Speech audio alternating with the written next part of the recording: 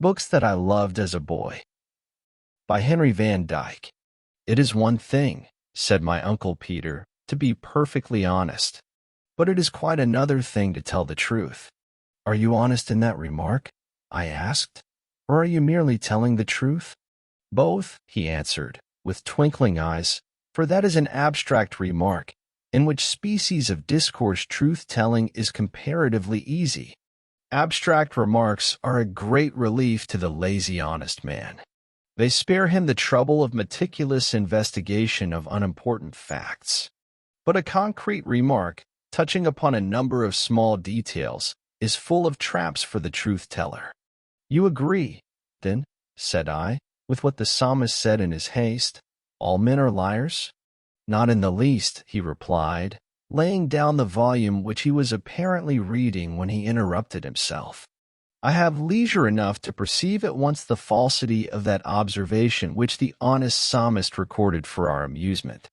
The real liars, conscious, malicious, willful falsifiers, must always be a minority in the world, because their habits tend to bring them to an early grave or a reformatory. It is the people who want to tell the truth, and try to, but do not quite succeed, who are in the majority. Just look at this virtuous little volume which I was reading when you broke in upon me. It is called Books That Have Influenced Me. A number of authors, politicians, preachers, doctors, and rich men profess to give an account of the youthful reading which has been most powerful in the development of their manly minds and characters. To judge from what they have written here, you would suppose that these men were as mature and discriminating at 16 as they are at 60. They tell of great books, serious books, famous books. But they say little or nothing of the small, amusing books, the books full of fighting and adventure, the books of good stuff poorly written, in which every honest boy, at some time in his life, finds what he wants. They are silent, too, about the books which as a matter of fact had a tremendous influence on them, the plain, dull school books. For my part, if you asked me what books had influenced me, I should not be telling the truth if my answer left out Webster's spelling book and Greenleaf's arithmetic, though I did not adore them extravagantly. That's just the point, Uncle Peter, said I. These distinguished men were really trying to tell you about the books that delighted and inspired their youth, the books that they loved as boys. Well, said my Uncle Peter, if it comes to love and reminiscences of loving, that is precisely the region in which the exact truth is least frequently told. Maturity casts its prim and clear-cut shadow backwards upon the vague and glittering landscape of youth.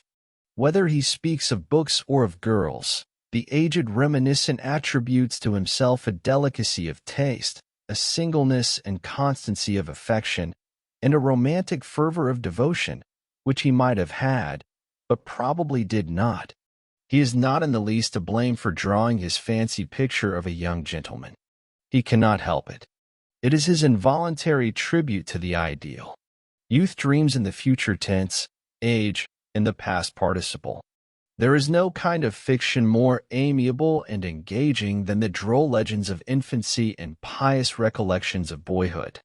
Do you suppose that Wordsworth has given us a complete portrait of the boy that he was, in The Prelude?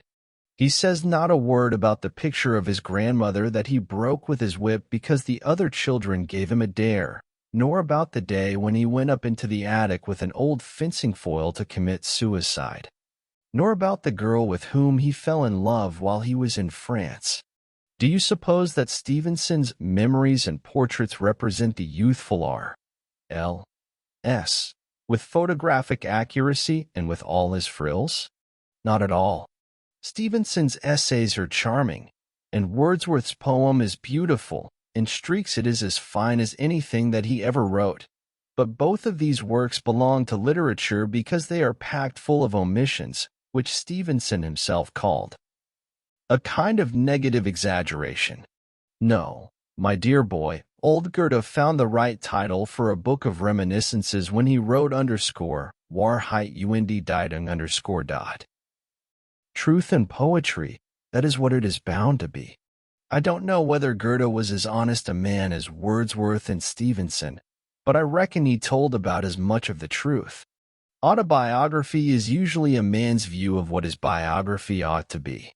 This is rather a disquieting thought, my Uncle Peter, said I, for it seems to leave us all adrift on a sea of illusions. Not if you look at it in the right way, he answered, placidly. We can always get at a few more facts than the man himself gives us, from letters and from the dispassionate recollections of his friends. Besides, a man's view of what his life ought to have been is almost as interesting, and quite as instructive, as a mere chronicle of what it actually was. The truth is, there are two kinds of truth. One kind is. Crash went the fire irons, tumbling in brazen confusion on the red brick hearth. When my Uncle Peter has mounted his favorite metaphysical theory, I know that nothing can make him dismount but physical violence. I apologized for the poker and the shovel and the tongs, practicing a Stevensonian omission in regard to my own share in the catastrophe, arranged the offending members in their proper station on the left of the fireplace, and took the bellows to encourage the dull fire into a more concrete flame. I know enough about the different kinds of truth, said I, working away at the bellows. Haven't I just been reading Professor Jacobus on varieties of religious experience? What I want now is something concrete, and I wish you would try to give it to me, whatever perils it may involve. Tell me something about the books that you loved as a boy. Never mind your veracity, Uncle Peter, just be honest. That will be enough. My veracity, he grunted, humph. Impudent academic mocker. University life has destroyed your last rag of reverence. You have become a mere pivot for turning another fellow's remarks against himself. However, if you will just allow me to talk, and promise to let those fire irons alone, I will tell you about some of the literary loves of my boyhood. I promise not to stir hand or tongue or foot, said I, unless I see you sliding towards a metaphysical precipice. Very well, said my Uncle Peter. I will do my best to give you the facts. And the first is this. There never was a day in my boyhood when I would not rather go fishing than read the best book in the world. If the choice had been given me, I never would have hesitated between climbing a mountain or paddling a canoe and spending hours in a library. I would have liked also to hunt grizzly bears and to fight Indians, but these were purely platonic passions, detached from physical experience. I never realized them in hot blood.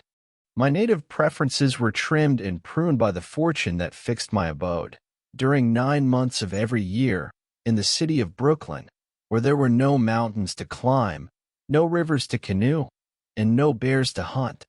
The winter of my discontent, however, was somewhat cheered by games of football and baseball in the vacant lots on the heights above Wall Street Ferry, and by fierce battles and single combats with the tribes of Mix, who inhabited the regions of Furman Street and Atlantic Avenue. There was no high court of arbitration to suggest a peaceful solution of the difficulties out of which these conflicts arose. In fact, so far as I can remember, there was seldom a_casus belli_ which could be defined and discussed. The warfare simply effervesced like gas from a mineral spring. It was chronic, geographical, temperamental, and its everlasting continuance was suggested in the threat with which the combatants usually parted. Wait till we catch you alone, down our street. There was also a school which claimed some hours of my attention on 5 days of the week. On holidays, my father used to take me on the most delightful fishing excursions to the then unpolluted waters of Coney Island Creek and Sheepshead Bay. And on Monday afternoons in midwinter, it was a regular thing that I should go with him to New York to ramble among the old bookshops in Nassau Street and eat oysters at Dorland's stall, with wooden tables and sawdust-sprinkled floor, and Fulton Market. Say what you please about the friendship of books, it was worth 1,000 times more to have the friendship of such a father. But there was still a good deal of unoccupied time on my hands between the 1st of October and the 1st of May, and having learned to read, in the old-fashioned way, by wrestling with the alphabet and plain spelling, at the age of about 5 years, I was willing enough to give some of my juvenile leisure to books and try to find out what they had to say about various things which interested me. I did not go to school until my 10th year, and so there was quite a long period left free for general reading, beginning with the delightful old-fashioned books of fairy tales without a moral, and closing with Robinson Crusoe, Don Quixote, and Plutarch's Lives of Illustrious Men. In the last two books I took a real and vivid interest, though I now suspect that it was strictly limited in range. They seemed to open a new world to me, the world of the past, in which I could see men moving about and doing the most remarkable things. Both of these books appeared to me equally historical.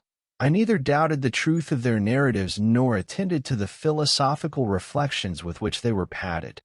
The meaning of the long words I guessed at. My taste at this time was most indiscriminate.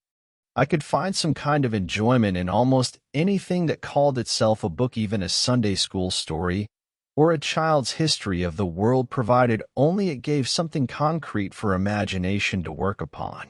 The mere process of reading, with the play of fancy that it quickened, became an agreeable pastime. I got a great deal of pleasure, and possibly some good, out of Bunyan's Holy War, which I perversely preferred to the Pilgrim's Progress, and Livingstone's Missionary Journals and Researches, and a book about the Scotch Covenanters. These volumes shortened many a Sunday. I also liked parts of The Complete Angler, but the best parts one skipped. With the coming of school days, the time for reading was reduced, and it became necessary to make a choice among books. The natural instincts of youth asserted themselves, and I became a devotee of Captain Mayne Reid and R.M. Ballantyne, whose simple narratives of wild adventure offered a refuge from the monotony of academic life. It gave me no concern that the names of these authors were not included in the encyclopedias of literature nor commented upon in the critical reviews. I had no use for the encyclopedias or reviews, but the Young Voyagers, the White Chief, Osceola the Seminole, the Bush Boys, the Coral Island, Red Eric, Ungava, and the Guerrilla Hunters gave me unaffected delight. After about 2 years of this innocent dissipation, I began to feel the desire for a better life, and turned, by my father's advice, to Sir Walter Scott. Ivanhoe and The Pirate pleased me immensely. Waverley and The Heart of Midlothian I accepted with qualifications, but the two of Scott's novels that gave me the most pleasure, I regret to state, were Quentin Durward and Count Robert of Paris. Then Dickens claimed me, and I yielded to the spell of Oliver Twist, David Copperfield, and Pickwick Papers. By this time it had begun to dawn upon me that there was a difference among books, not only in regard to the things told, but also in regard to the way of the telling. Unconsciously, I became sensitive to the magic of style, and, wandering freely through the library, was drawn to the writers whose manner and accent had a charm for me. Emerson and Carlyle I liked no better than I liked caviar, but Lamb's essays and Irving's sketches were fascinating. For histories of literature, thank heaven, I never had any appetite. I preferred real books to books about books. My only idea of literature was a vivid reflection of life in the world of fancy or in the world of fact. In poetry, Milton's Comus was about the first thing that took hold of me. I cannot tell why. Perhaps it was because I liked my father's reading of it. But even he could not persuade me to anything more than a dim respect for Paradise Lost. Some of Shakespeare's plays entranced me, particularly The Tempest, Romeo and Juliet, and As You Like It, but there were others which made no real impression upon my wayward mind. Dryden and Pope and Cooper I tried in vain to appreciate. The best that I could attain to was a respectful admiration. The Lady of the Lake and The Ancient Mariner, on the contrary, were read without an effort and with sincere joy. The first book of poetry that I bought for myself was Tennyson's Enoch Arden, and I never regretted the purchase, for it led me on, somehow or other. into the poetic studies and the real intimacy with books which enabled me to go through college without serious damage. I cannot remember just when I first read Henry Esmond. Perhaps it was about the beginning of sophomore year. But at all events, it was then that I ceased to love books as a boy and began to love them as a man. And do you still love Henry Esmond? I asked. I do indeed, said my Uncle Peter, and I call it the greatest of English novels. But very close to it I put Lorna Doone, and The Heart of Midlothian, and The Cloister and the Hearth, and The Ordeal of Richard Feverel, and John Inglesant. If you love John Inglesant, said I, you must be getting old, Uncle Peter. Oh, no, he answered, comfortably lighting his pipe with a live coal of wood from the hearth. I am only growing up. The end.